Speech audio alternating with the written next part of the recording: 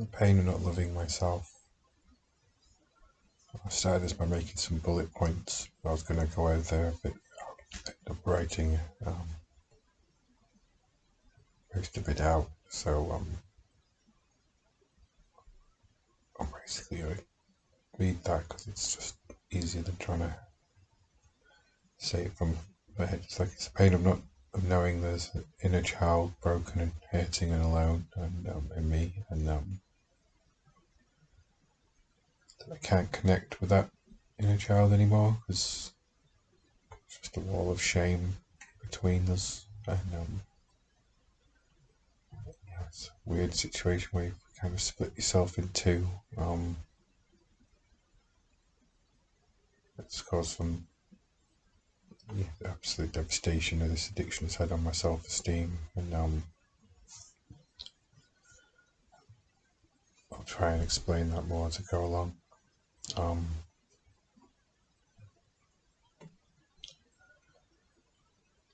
Loving someone and believing they loved me finally made me feel accepted, whole, and the terrible realization that losing you would break me into 1,000 pieces.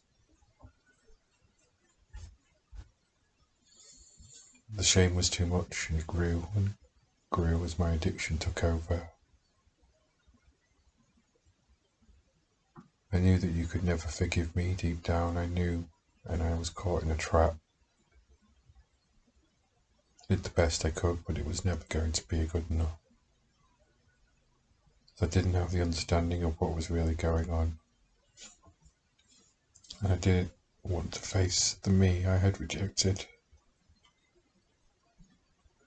the me I had learned to despise.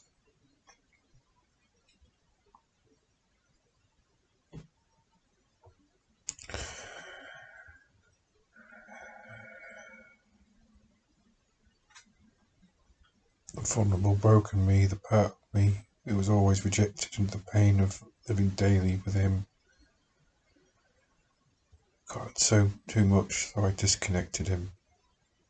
I split myself in two and buried the real me, because nobody wants the real me. That part of me I didn't want, because all he was ever told was that he is worthless, unlovable, undesirable. And sharing him became too painful because he had always been used, abused, rejected, and abandoned. So I ended up abandoning me too. I rejected myself and built a facade, a lie I deeply believed myself that excluded him, and only included the good about me, and the pain of him surfacing, and the shame of myself was always soothed by a behaviour that I for a long time had accepted as normal. I didn't recognise what I was doing, but the closer I got, the more vulnerable I became, the louder he cried, the bigger that shame grew. The more painful losing love again became, the stronger the compulsion. The more I needed to ignore him, the more I needed to pretend he wasn't still there. The bigger the behaviour got, the more I knew if I lost love again that I was never going to be able to cope. That my dreams, my heart, and my sense of self would die. And then I knew I was trapped. I was stuck in an ever-growing trap of self-destruction and self-rejection. Didn't realise that in cutting him off, that sensitive, scared, fragile, caring me, that was destroying my ability to feel guilt and shame. I was adding more and more shame to escape shame, and I couldn't face myself. I couldn't face my reality because facing my reality meant facing my shame. And I didn't understand it. Didn't know how to face it. I didn't know why it was there.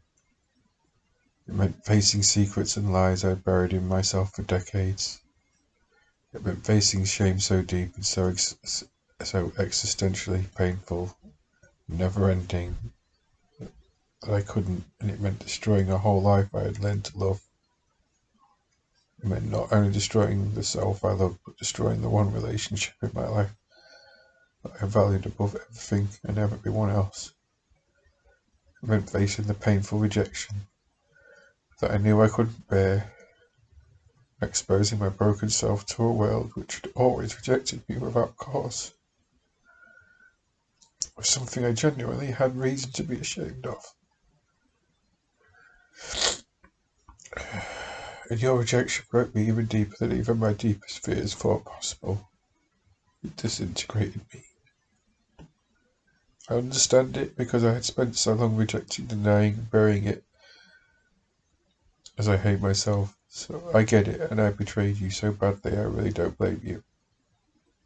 But it doesn't change the fact that it was the final rejection, the ultimate soul-destroying rejection, and your rejection was that. I don't have anything left in me, no hope.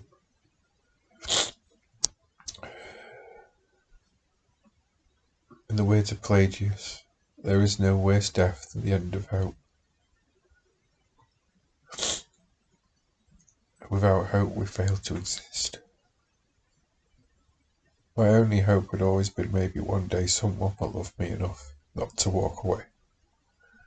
To see me and say, yes, he isn't perfect, he's flawed. He will hurt me and I will hurt him, but I will never walk away.